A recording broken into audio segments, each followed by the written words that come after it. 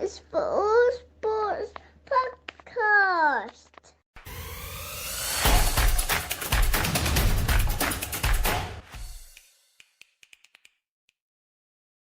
Welcome to the All Sports podcast with me, Matt, and today, Joel. How are you, mate? Hey, Matt. All good, mate. How are you? Not bad at all, thank you. And Femi, how are you? Good, mate. Good to be here. Straight off to Wimbledon, the home of tennis for the championships. 3 days in. Well, as I said in the build-up, everyone's out. Yeah, very few British hopes left on the men's side.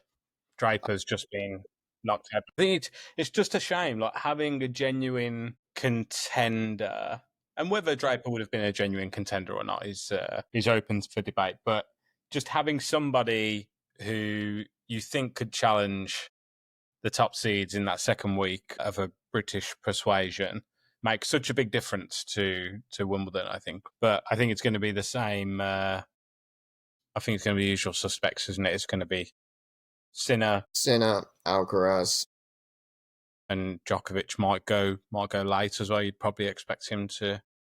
He may do. He was imperious against Dan Evans. It was a bit of a limping performance from Dan Evans. Kind of expected more, especially centre court. He was briefly British number one post Andy Murray. And now obviously that's Jack Draper and he's carrying the flag. And he's done fourth round this year in both the Australian Open and then subsequently the French Open. I had really high hopes for him at Wimbledon, especially, what was it, semi-final or quarter-final last year at the US Open. So he's been building. Yeah, I just wonder if he's just not a great grass player as well. Like that's a possibility, isn't it? I mean, he's had some like breakout performances in the slams over the past 18 months. So it would have been nice if he kind of brought that to Wimbledon as well. But yeah, he's ran into Cilic, who's a tough opponent at Wimbledon. Like how big is he? 6'7", 6'8", isn't he? He's big. Yeah, he is big. It's just the size of the serve. Consistently serving in the 130s on the first and second serve. But also, born grass court player. Only lost in the final to Federer. I think it was in 2017 he was in the final to Federer. Has won a Grand Slam before as well. I think that was 2014 US Open. So 11 years ago he won a Grand Slam and he's still... experience as well, and think he's probably just caught. But Draper, who's still very young, he's only 23, so... Do you think he looked nervous? Yes. Yeah, bit I think tense. He probably put a bit too much pressure on himself. And, being a British tennis player, that you've got to manage that at Wimbledon because it can easily get the better of you. It did get the better of Murray a couple of times and he was outlandishly good. So, yeah, you have to really work on the mental side of your game. Yeah, agreed. It can get tough as well with those conditions. You did expect a lot more from him. I think in the previous round he had those conversations about, him being deserving of the place. Like he can't just, think about other players. He's got to focus. So I can't speak too much to him licking past his opponent. With Cilic, he's a tough player, like you rightly said. Like he lost the final to Federer, but I remember he was actually injured in that match. So he had a really good run, going up to that final, and of course he's won. He's won the US Open in the past as well, so he's a really, really good player. So it was a tough call for him. You would hope he would come back, and like Joel said, I think grass is just not his specialist. I mean, like he's a lot better, I know, on the hard court, like with US Open, and he's pretty decent on clay court as well. So, but with any British player, you'd want them to, you'd want them to have that representation because you want home court advantage, you want that entertainment like that Murray gave us, for years. So it is disappointing that we haven't got that one player to look forward to in terms of the tournament this year. But you'd hope that next year, he comes back better, stronger, and then, even a mental place to actually compete with the big gun. That's on the men's side. Obviously, on the women's side, we do have a Grand Slam champion in the ranks. Feels a long time ago now, doesn't it? It does. Crazy that she's only 22. Winning the US Open in 2021, that feels like a lifetime ago. It probably does for her as well. But is playing some of the best tennis of her life. And as we said, self-proclaimed statement win that she had, but she is now up against Sabalenka, who is currently world number one. Funnily enough, Sabalenka's she's won at the Aussie Open a couple of times and the US Open last year. Yet last year was obviously very dominant for her with 2 wins out of the 4.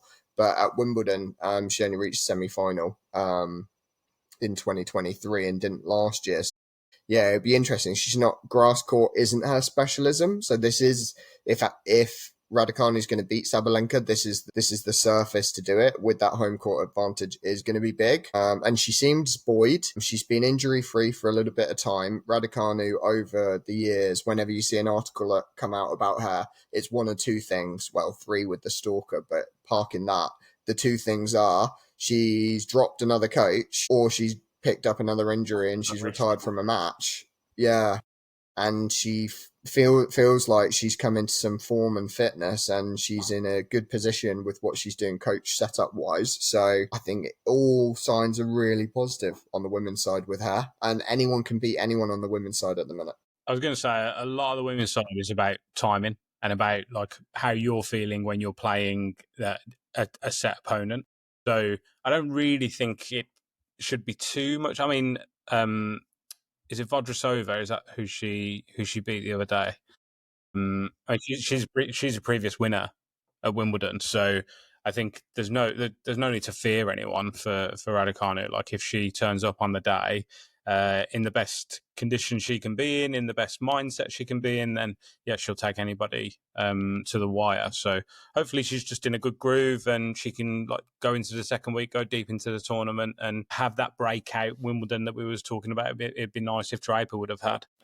Agreed. And like you said, with the women's game, like it's so unpredictable. They haven't got that star power as they used to with Serena Williams or Sharapova. Even Coco Gauff lost out in the first round. Massive upset. So this is a good opportunity for her. Of course, she's probably got the toughest draw, on paper, because rightly so, Sabalenka grass isn't her specialty, but still the world number one. Still a lot of pressure as well. You found with Raducanu is you do almost have to question her mental strength going into these games as well. In the past, she's pulled out or injured, being unable to push through. The coach changes as well also played a massive factor. And I think that pressure representing Great Britain in a massive sport as tennis, I think has gotten to a few times in the past. You're hoping that she can overcome that, just play her very best, be settled, and just take it to her as well. So rooting for her. Should be an interesting game. I think the fact that it's on, she's got that Friday evening slot. I think that's always a good slot for a British hope to have at the end of the first week. Yeah, hopefully she can come through it and be really like buoyed going into the second week. I think it would set her up really nicely. Cam Norrie's still in as well. I feel like we might have glossed over him. He's playing Bellucci tomorrow afternoon, Friday afternoon. Oh wait, you're right. Yeah. Norrie's still in. Wow. Yeah, that should be interesting. Alcaraz is on the court too. But... Yeah, I was going to say just before Raducanu tomorrow is Alcaraz. He's obviously going for his 3rd Wimbledon, which is insane. Boris Becker is world renowned for his Wimbledon tennis tournaments, and for at 22-23 for Alcaraz to be leveling Boris Becker is just insane that he's at that level at this early stage in his career. He's really achieving some things right now. Who was it that had the record serve the other day? Who broke the... Was that against Fritz? Fritz is a big server. 53 miles an hour, wasn't it? Yeah. And the funny thing about he lost the point. Yeah, I saw, yeah. I saw that. I was like, what's the problem? Petchi Pericard. Pericard. Yeah, it was, yeah. Yeah, Pericard, yeah. Yeah, so he lost the point. To have a massive record as that, to lose the point that was jokes. Lost the point to Fritz, so... Yeah. Yeah. It wasn't it wasn't an aggressive return from Fritz. It was just a slice down the line. What else could you do? What it's like though. You're the player that hits that serve and then it comes back over the net and you're a bit like, that serve was amazing. How fast was that serve? All those things that are like going through your mind that you probably just forget about the point. It's like, okay, I've done that. I can't do anything else. Honestly, players like him, like they have that It's almost like it's like a superpower, that special weapon when it comes to a massive serve. Isner was really known for it. John Isner, the big, mighty Isner, like his serves were ridiculous. Like the opponents, you see their hands shaking literally when they return them. I remember one game with Federer, like he must have served and Federer's hands was literally shaking and you're just returning. So like it's always interesting seeing these sort of players come along. It's like they have the serve but never much to their game to back it up or do anything special. I love watching big serves. I think it's a really exciting like part of tennis. Watching a big server. I used to love watching Andy Roddick. Like he was. I think he got to a couple of finals. Don't know if he ever won Wimbledon, but yeah, I used to love watching him play. But he was one of those players that if the serve wasn't there, then yeah, he struggled. Tough to watch. Yeah, the taller players like the serves will always be. Isner was like 6'3", 6'4". Yeah, it's just the angle. It's just the angle they come down. Angle they come down at makes them really difficult as well. If they kick a serve out wide, it's just so difficult to return and reach. Not just the speed. If they then couple it with the speed as well, like Isner had, then it's a phenomenal weapon. Yeah, Roddick did. He won at home in the US Open in 2003. That was kind of his real strength was 2003, 2004, because he did Wimbledon final in 2004 and 5 and Aussie Open, I think just semi-final in 2003, but that's where he was really strong around that time. Yeah, that was, I mean, obviously looking at it through nostalgic glasses, but I feel like that was a real top era for tennis because you had players like Roddick, but Federer was kind of coming through at that point. Edmund was still around, so a lot of big British interest, and Leighton Hewitt from an Aussie perspective and things like that. Yeah, it actually people sleep on it a little bit, but Roger Federer, it's not just his beautiful ground strokes. His fastest serve was actually 143 miles an hour. He had an epic and accurate serve. Really serving first serves at around the 130 mark, 135. But his ability to hit second serves right in the corners, like he was never safe on his second serves either. That was one of the things that always caught my eye with Federer. I feel like it's a bit of an obituary because he's not playing anymore. Oh yeah, it kind of feels like that a little bit, doesn't it? Yeah, the second, or should I say third tennis GOAT in Federer. Hey, so adjust my earpiece there. Say that again. What did you say? The third tennis GOAT. I think. Did you say it so quietly because you don't believe it? I mean, second or third. Look, I understand. It will always be the great debate because Djokovic has won the most amount of titles. And he's beaten Federer in multiple finals. Nadal, at the latter half of Federer's career. Also, if you look at who Federer did beat in his early Grand Slam finals wins, they weren't the big names of the sport, like what Nadal and Djokovic did. They had arguably more competition in Grand Slams.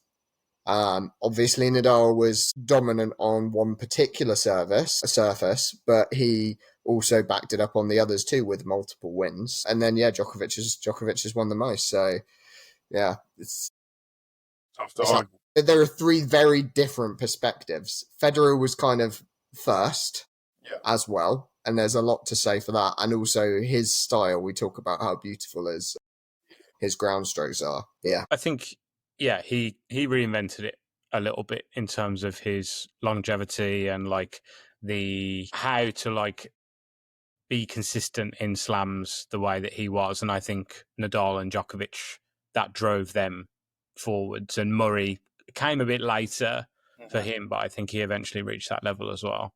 But I would say that Federer was kind of the blueprint for that era. Yeah, for sure. I agree with that. Whether he's the most successful or not is... I realise. Yeah, I mean, Djokovic was the most successful. The facts are he's won the most... He's got the most slams. Won the most Grand Slams. But like Andy Murray, he was 5 Australian Open finals that he lost consecutively. Obviously won Wimbledon twice and won the US Open.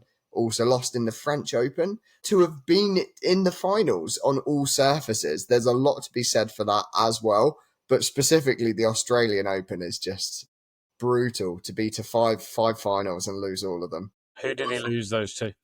Djokovic. Mainly Djokovic. I would say, yeah. Yeah, I think mainly Djokovic and maybe one Federer. Let me just fact check that if I can. I mean, do you think making those finals is enough to have a statue at Wimbledon? He's Britain's greatest ever tennis player. Yeah, currently. Statue's a bit much. Well, no, you asked me, and that's what I'm telling you. He's the greatest ever British tennis player.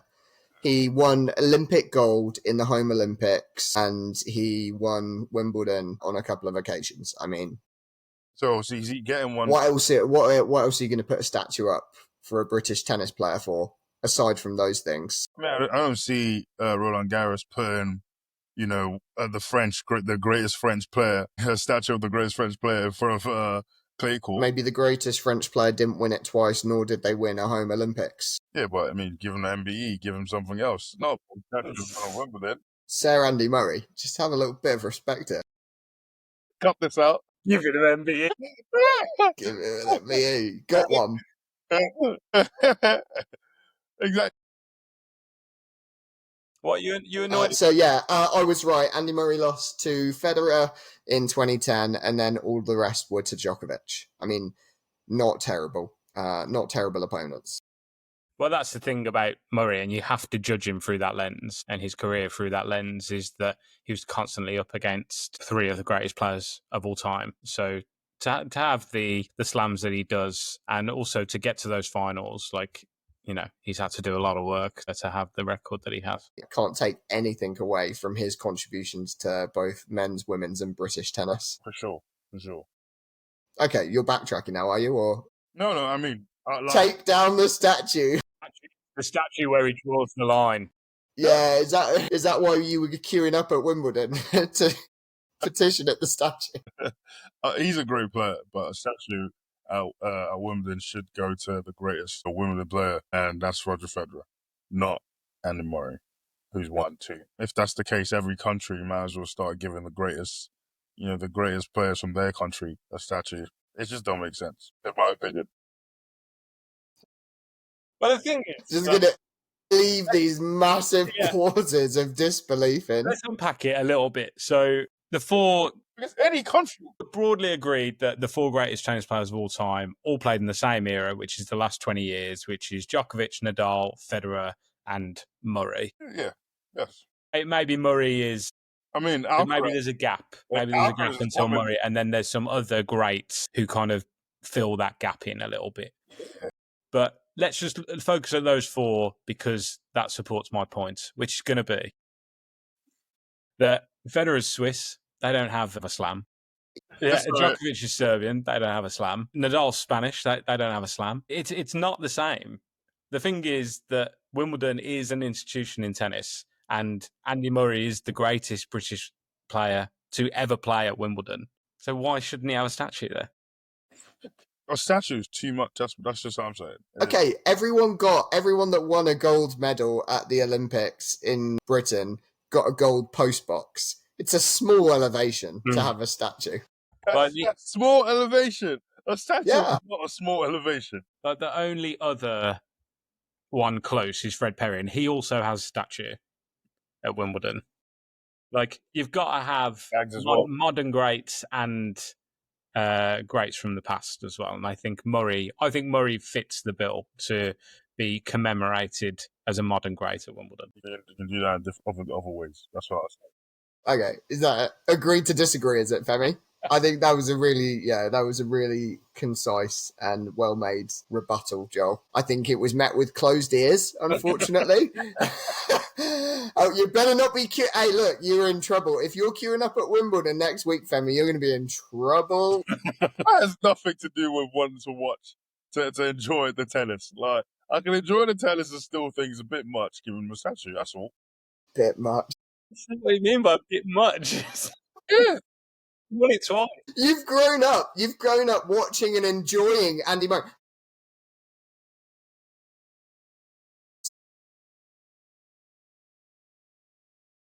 Hey, Andy Murray has revived tennis. He's revived it in Britain. Cool. Okay, on to the next statue. Statue of Sir Lewis Hamilton outside Silverstone. Yeah, Thoughts? he deserves a statue. Here we go. That's what Is it the driver or is it the car, though? On we go to F1, and it is this weekend, the home of Formula One at Silverstone, the British Grand Prix, as I sit 10 minutes away from Silverstone. Grumpy that I didn't get my press accreditation for this weekend, but we'll let that side, Jonathan, if you're listening. You're in trouble in your inbox. He definitely is. Oh, he's listening. Not let it go. See you next year. Anyway, we come into it off the back of, finally, Lando Norris putting his money where his mouth is and got the win over Piastri, over perfect Piastri this year. He's got the speed and he put it together. Hell of a response from Norris, isn't it? To the what happened the week before, the race before or whatever, to come out and drive with such maturity, which is something that we've levelled at him and others have levelled at him throughout the last couple of seasons. Yeah. Shows incredible resilience, I think. So hopefully it's a good sign for the rest of the season for him. Yeah, I think so. He obviously started first and finished first, and Piastri qualified third with Charles Leclerc qualifying second and finishing third. So they swapped positions. But it was, the McLarens walked away with it again. I think they lapped all but four other cars on the grid, which is disgusting. And the Mercedes were within split seconds of also being lapped. If there was another lap, they'd have also been overtaken. So it was just the Ferraris. That's the gulf between the McLarens and the rest of the field right now. So it really is between Norris and Piastri who can hold it together. And yeah, like you said, a great response from Norris. We know he's got the speed. He probably has the speed over Piastri, but he's probably more prone to mistakes. And Lando's out and out speed in qualifying and backed it up in the race, delivered. Piastri actually had a little bit of it's a bit harsh to call it a Norris moment. I'll call it a Stroll moment. He did a late dive on Norris, and then he got a little bit of a reprimand over the radio. They came over the radio to say just a little bit of feedback from the pit wall. And so from the bosses, that was, what did they say? That was too marginal. So don't do that again. And he subsequently didn't really have many more attempts that would have put him in a better position to overtake Norris. Norris parked his car really well and showed good pace throughout the race, and that's what he's got. We know he's got the pace. So yeah, the rest of the year is looking phenomenal. But this weekend, home Grand Prix for Norris, I don't think that piles pressure on him. I think he's buoyed by it. I think these are the kind of moments that Norris thrives on. So I think he's coming into it with the momentum, and I think that counts a lot for Lando Norris. Agree. Yeah, I think they've got faith in the car as well. They're not coming into it thinking, "Oh, is the car going to perform?" or anything like that. Like, they're performing very consistently, and they know that they're going to be competitive, and they're the ones to catch. So, like you say, I don't think it's a pressure situation at all. I would say there's probably a bit more pressure on George Russell really to get tune out of that car and try and put a performance in this weekend. Get a tune out of that car, but also tune out the noise from the media and the gossip columns on Max Verstappen coming to Mercedes. It was reported earlier in the week, and that it's like concrete deals are being done between Toto and Max, and that George has rejected his 1+1 deal, a 1+1 deal that Lewis Hamilton famously had, and then opted out of the +1 extension to go to Ferrari. You'd have thought that Toto would have learnt from that a little bit, but Toto seems determined that Antonelli's going to be the future of Mercedes. George is the present, and he outscored Lewis in his last season. He was out qualifying him. He's done the same with Antonelli, and he is the better driver currently. But Antonelli's going to be the future. But who's going to be the present? Is it going to be someone like Max that could win you a world championship next year with the new regulations and a good car? And I think Toto's backing their development for the 2026 car, which is really exciting. Or is it with Mr. Consistent, George Russell, who he knows will mop up the points from the best of the rest, whereas Max could probably be challenging in this car. It's hard to know. It's all hypothetical. But yeah, I think that's the noise that he has to tune out, is that there's conversations going on. Max is making no commitments in either direction, but has just said that he controls his own destiny. Rather than saying what he used to say about his contracts, that he's contracted to Red Bull, he's not speaking in those terms anymore. He's more speaking to he's in control of his own destiny. Interestingly, we've heard before about a clause in his contract that if going into the summer break he's fourth in the driver's standings or lower, then he can opt out of the contract. The person that controls his destiny for that fourth position is actually George Russell, because he's 9 points behind him. So if George outscores Max going into the summer break could be relegated to fourth by George, and Max could supplant George at Mercedes. But that's the type of stuff that Russell can't be thinking about. He can't have that in his mind. How do you know? Well, because he's paid a lot of money not to be focused. I think it's really difficult because Mercedes aren't making it go away. They're not saying anything. No, yeah, anything, you're right. They're fueling the fire. Yeah. I understand that it's very difficult, but he just needs to put it to the back of his mind and focus on getting as many points as he can between now and the summer break. Yeah, the options of cars that George could go to if Max does come to Mercedes are pretty limited. He could go to Red Bull, who have obviously lost their chief designer in Adrian Newey, who's gone to Aston Martin. So the faith in the Red Bull's car for 2026 is low. He could potentially replace Alonso at Aston Martin, which would be the premier move for him, probably, if he was to move. The other options are pretty limited. Go into someone like Alpine. If I was a driver, that's going to be on the cards. If I was a driver who's looking to be competitive and I saw Verstappen leaving Red Bull, I would not be in a rush to go there. He's not leaving there if they're going to be competitive. So, it would be a bad sign for that team if he was willing to go somewhere else, especially somewhere like Mercedes, who don't seem to be right on the cusp. No, they don't. As we said, there's a gulf between the McLarens and the others. The McLarens have obviously got their 2 number 1 drivers locked down for the foreseeable future with these massive, lengthy contracts and a phenomenal race car. 8 wins between them as well. So, roll on the British Grand Prix. After that, we've obviously got Spa, which is a fantastic race. We've got, is it a 2-week break before that? And then we have the Hungaroring the following week. And then we've got the summer break. So we've got 2 races after the British Grand Prix to see where the cards lay and where the points lay before we go into the busy season for the trading window in the F1 teams. That's going to be exciting. Give me another sport. When's the Open? Next week?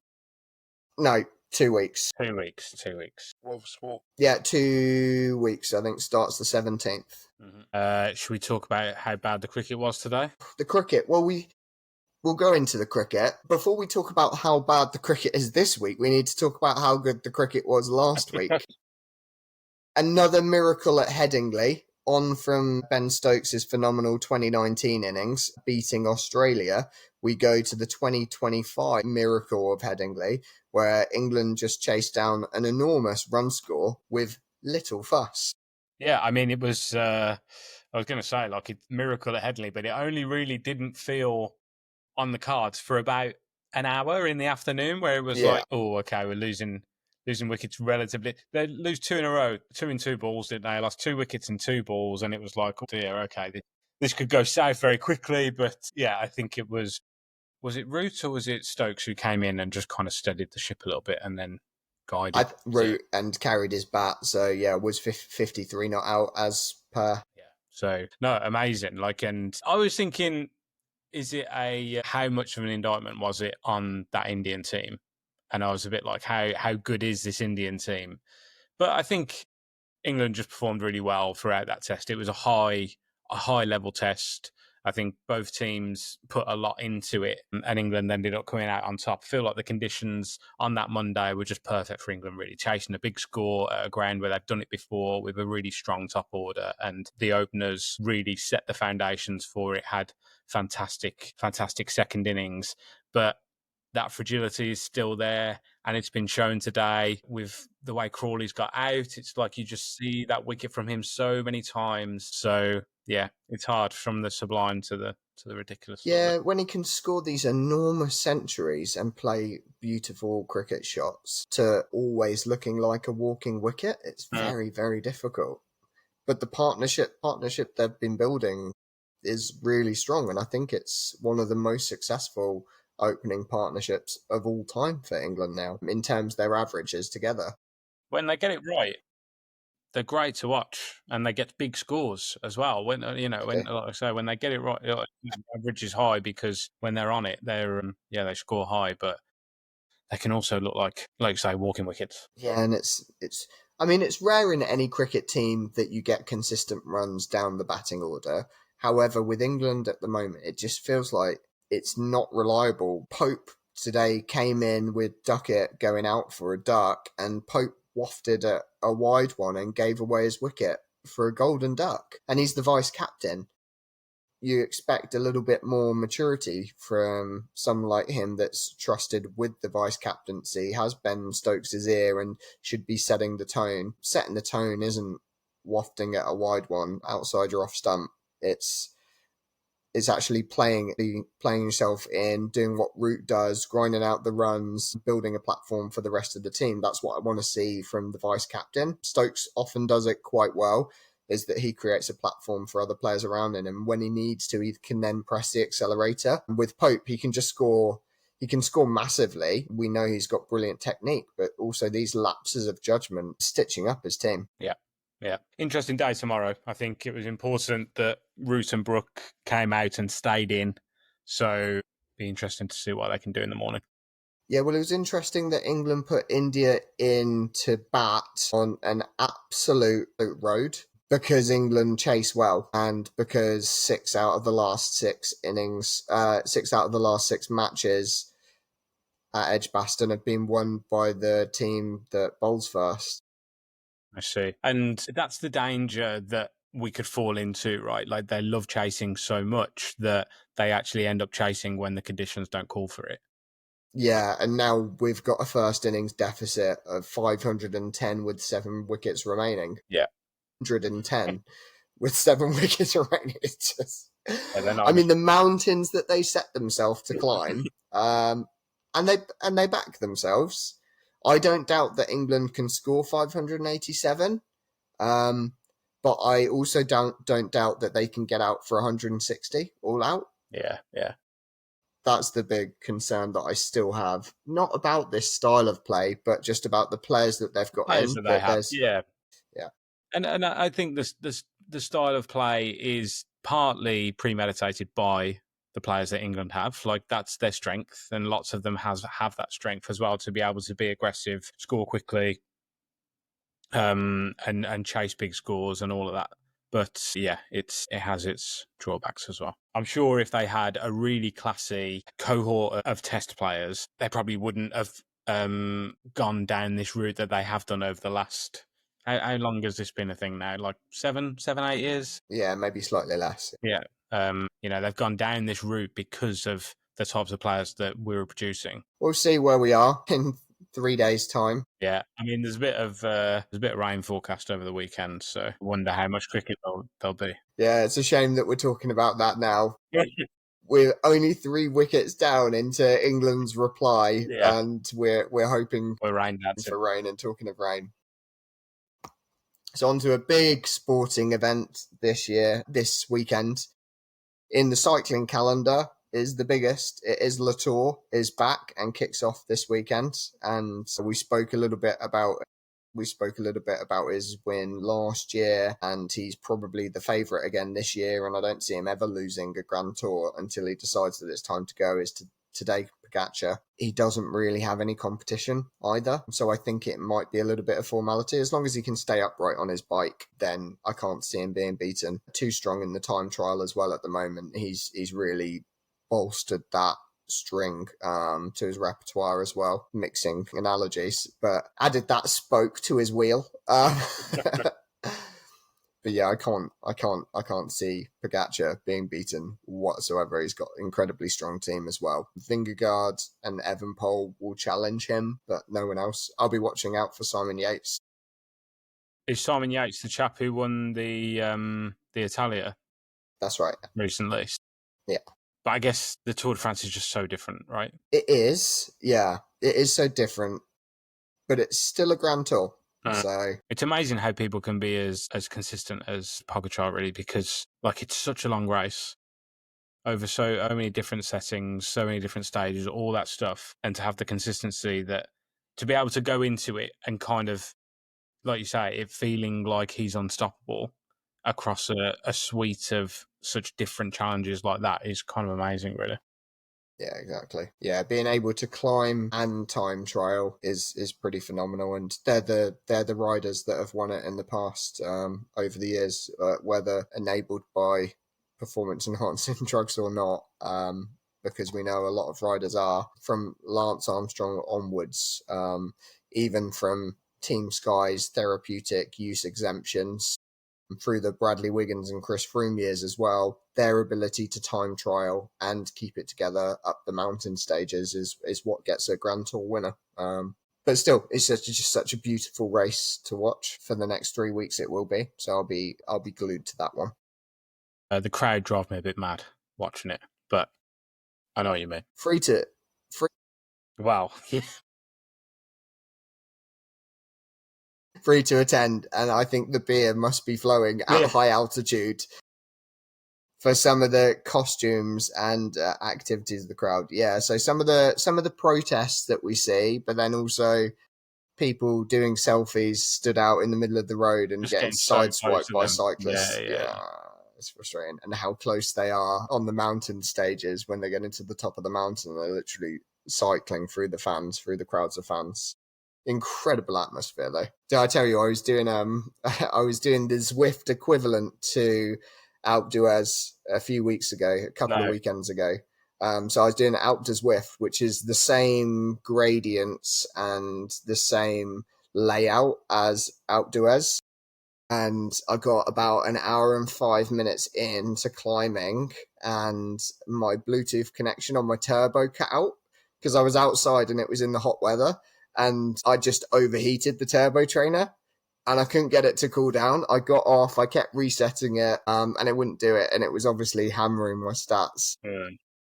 So I had to bail out. There was no way I was going to keep going with the turbo cutting out. But yeah, that was my little foray in the Tour de France. Not a surprise to me that you ever did it. Yeah, I was definitely pushing it hard, but some very poor wattages compared to what we're going to be seeing in the Tour de France this weekend. That's what I wish they had a little bit more of, is those sort of statistics, so you can see the watts per kg of the riders, see their beats per minute, see their cadence, like get those Do they want to gatekeep that? Is that why you can't see it? Do they want to keep that under their hand? I think so, because they reveal it. They reveal it in training, and I don't know what the advantage would be, especially if they're playing it back over TV where there is a delay, that it isn't real time. So, yeah, I'm not sure what the advantage would be, but it would definitely enhance the viewing experience for sure, which is now where they get the main revenue stream from. I don't know if you know historically where the revenue stream came from with the Tour. I would have said like sponsorship, but it was like they would towns would pay for the Tour to go through them. Oh, really? So it was put on by the newspaper. What was the newspaper called? Can't remember. L'Equipe took it over, though, in like the 50s or 60s, and they ran the Tour. And they would basically put it out to towns to bid. And they'd bid for it? Yeah. No way. They'd bid for it to go through because of the tourism, and the visibility that the town got was so good for the town's economy. So that's why they did it. And the newspaper was the only way to get that out there back in the day. And that's obviously now gone more to TV rights and sponsorship. But yeah, that was how it was done. They would bid for their town to be ridden through. Did not know that. Is that still, I guess that doesn't still happen and the route is set? I think it's like a 5% of the Tour economy now. I think it's mainly done through TV rights. That's what the main income is. And then, yeah, obviously the sponsorships Sponsorship's a massive side. Is the route set now? They don't change the route. No, does it? So they'll start in different countries, and it's only predominantly the starting stage that is done in a different country. Right, because and then they actually go into the tour. In 2012, it was London, wasn't it? They started on Box Hill, is that right? Or they went through. That's right. I don't know if they actually. I don't know if. Started. Yeah, I don't know if London would have paid for that. Probably, because what that will have done is elevated the cycling at the Olympics and the viewership of the Olympics as they raced a similar route. But they've set off in Yorkshire. They've set off in Yorkshire for the Tour as well. Regularly set off in Belgium. The Tour first stage 20 year is. Oh, it's actually in France. So they're exclusively in France this year? Yes, I think so. Hold on. I've said that really cautiously because when they go down into the southwest, they'll often cross over into Spain, and when they're in the east, they'll touch into Switzerland and they've got some classic ski resorts that they're at this year with Le Plan and Courchevel, Pellier, Carcassonne, some big rugby towns as well. Some great places for wine too. They're not doing anything particularly on the west coast. Mont Ventoux is going to be the big stage.